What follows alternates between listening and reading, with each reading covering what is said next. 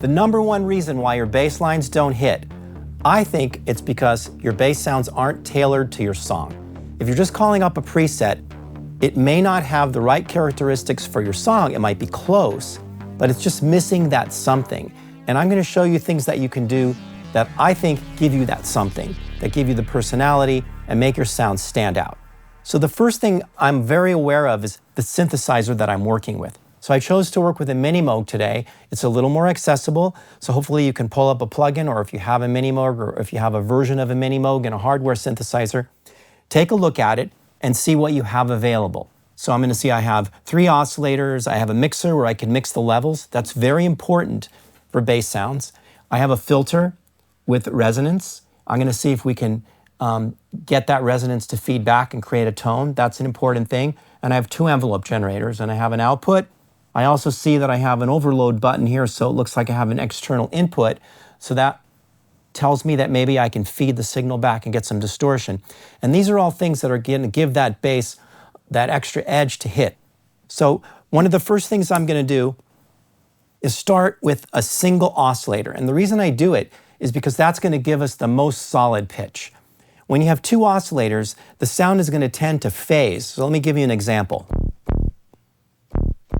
1 oscillator. Now bring in a second. Same waveform, sawtooth, same, well, let's actually bring it down so it's the same pitch. So I'm going to repeat the note and you can listen for the phasing. Some notes are going to be stronger and some notes are going to be weaker because the 2 oscillators are just phasing, and you're going to get cancellations and then you're going to get summing, so it'll get a little bit louder. So in a track, if you're playing like a repeated note, it may not be as consistent as this. 1 oscillator, that's going to be a stronger sound. So what I might do, rather than 2 oscillators, if I'm going for a unison, is bring a third in, and I'll detune one a little down and the other a little up, and listen to that. So instead of just 2 oscillators, I get a fatter sound with less phasing. And I can have less detuning if I want. And play with it. And it gives you different colors. So that's something that you can do. Now the first thing I said was to make it fit your track. So what are we talking about? Well, one of the biggest things is the timing of the track, right? So I'm playing this repeated note. It has a shape, and the shape is controlled by this decay time, because this envelope generator, let's call it the first envelope generator and this one the second envelope generator. The first one is controlling the filter, because it's in this filter section on the Mini-Moog. And where it says amount of contour right here, that's going to be the amount of envelope generator control of the filter. So more amount, brighter sound. So I may want to change that to the track. So if you're working with a preset, maybe you can get in there and make it brighter if you need it brighter. Maybe not. Now the timing. Tighter. What if my tempo's here? So I want to time it to the track. So I'm going to turn my initial frequency down. 1, 2, 3.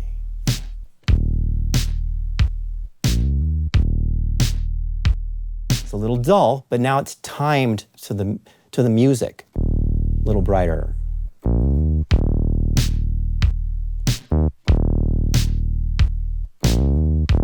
If I had a shorter sound, maybe I would be 1, 2, 3, 4, 1, 2, 3, 4. So I'm timing it to a quarter note. 1, 2, 1, 2, 1, 2, 1, 2, or half note. 1, 2, 3, 4. 1, 2, 3. 2, 3, 4. 1, 2, 3. What's the advantage? Well, in the space where I'm saying 3 and 4, there's no bass. So other sounds can poke through in your mix. You don't always need your bass singing through.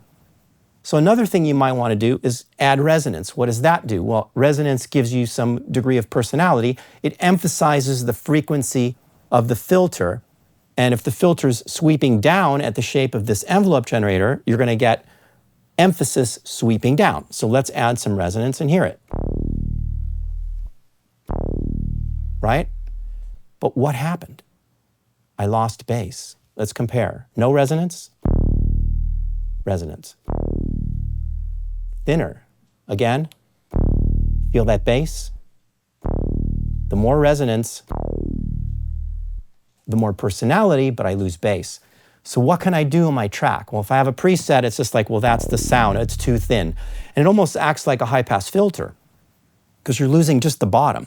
But what I could do is, and remember I said the mixer is important? Well, I have the level of the first oscillator very low. It's only set to about a little under 4.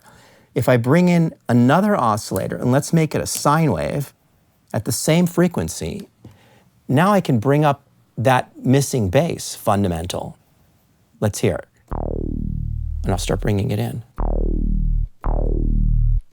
You feel that? Without it. With it. So it's something you can do on your synthesizer. If you feel like you want that personality, you want a funky bass, right? But you're missing the low end, bring up a sine wave at the same frequency. See, 32 foot, 32 foot. Doesn't matter if it's 16 foot, 16 foot. Without it. Very thin, right? Another thing, it's always been a favorite of mine to play around with, and I guess I got it from guitarists and bass players playing in bands, but using distortion to help make my bass sounds hit a little bit more. So I'm going to give you an example of a non-distorted bass, right? I have a square wave on the bottom, and then an octave up, a sawtooth wave. So here's the square wave on the bottom, right? And then I add the sawtooth. So I have a high octave, right? But I want more punch. So I'm going to add distortion. I'm going to take the output. Let me show you this. I'm going to take the low output from the Mini Moog and put it into the input for the external signal. So now I'm basically creating a loop.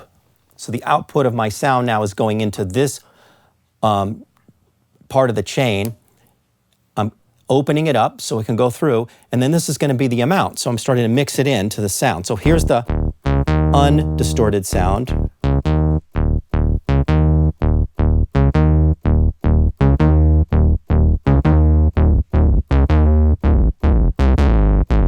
See how crazy it gets?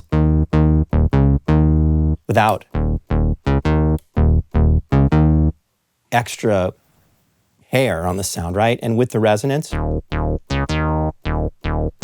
So the more distortion, the less you'll hear resonance. Right? Get it in the sweet spot. See, that's without the distortion. Just tweets, but with the distortion, perfect blend. Another really important thing is as I go up the keyboard, it's not getting brighter. That's because of these two switches, which a lot of people wonder, well, what are those? You know, 1 and 2. Keyboard control voltage. What that does, it tells the filter to not track with the keyboard. So in other words, if we're tracking, it would be doing this. It would get brighter as I go up, and I'm just turning the filter knob to show you what it's doing. If I push the first button and the second button, it's going to track. So every octave that I play, you're going to hear it get brighter. Without them, right? The difference is between these buttons.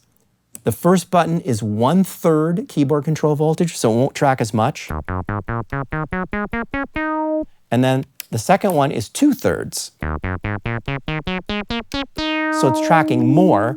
You add them together and you get a lot of tracking. So for bass sounds, a lot of times I'll have them off, right? And the reason is, let's get rid of the resonance. I want to keep it not bright up here. Listen to this. not as bassy, right? So like an acoustic bass doesn't get bright into the high range. So if I want to keep my bass thumping, you're finding that it's not thumping when you go into the higher range.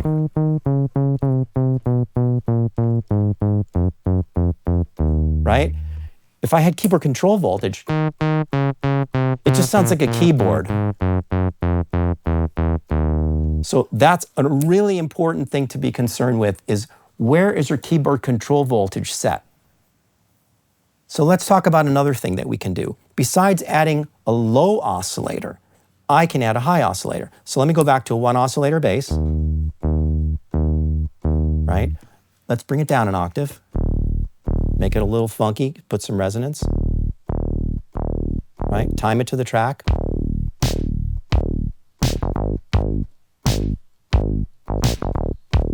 Right? I'm going to make it thump. I'm going to add that little sine wave down there on oscillator 3. Feel that? But now I want it to cut, but I don't want it to be brighter. So I'm going to bring a harmonic in. The first oscillator and the third oscillator are on 32-foot stops, so they're an octave low. The second oscillator is going to be an octave up, and I'll start adding it. Feel that? It's giving it some middle without it. With it. And the more you brighten the filter, the more you're going to bring that tone out. So a little less. Here's none. Doesn't take much. I'm like halfway up. None again. So I'm not making it brighter, I'm just adding a harmonic, which is the case in a lot of acoustic instruments. And then another thing that is often overlooked is the attack time in the filter, because I'm trying to get a funky bass, right? So what if I just soften the attack? Do you hear that? Without it. Not as much personality. So these are all really subtle things that go a long way. And I'm going to show another thing that makes your sound talk is a little bit of glide. And these are all things you can do on a Mini Moog. There's a lot of stuff that I can show you on modular synthesizers using ring modulators, creating harmonics, subharmonics, multiple attack characteristics. You don't need all that. If you have a Mini Moog, you just look at the synth you have and what are your resources and what can I do? Listen to your song, time everything, and then figure out what's missing and see if you can do it on your synth. And usually you can simulate what you need. So I'm just going to show you glide because that's going to give you a little bit more.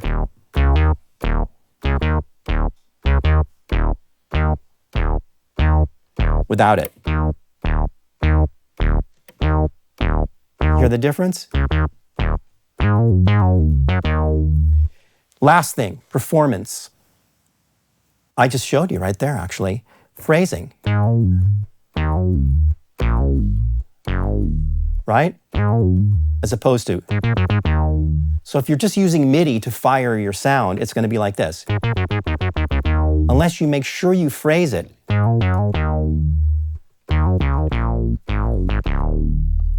Phrased. So performance is essential, and I can show you a way that we can get a little bit more expression, maybe using the wheel. You can get pitch. So I want it to sustain, right? I'm playing music. What's happening? Didn't sustain. Raise the filter sustain level.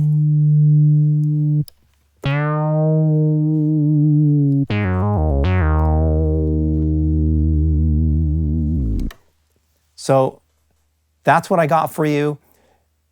The number one reason, remember, is to listen to your song, pay close attention to what's going on, and then see what your synth can do to make up for what your preset isn't doing. And if you're making the sound from scratch, you have all these resources available to you. If you want to know more and go into a deeper dive, check out my course, Think Like a Synth. I can go into every module and show you much more nuance to make your bass sounds hit and make your sounds stand out so that when people hear a track, they go, wow, how'd you make that bass sound? So stick with us. It's always a pleasure making these videos. We really love all of you guys. Thanks for following. Thanks for supporting. See you soon.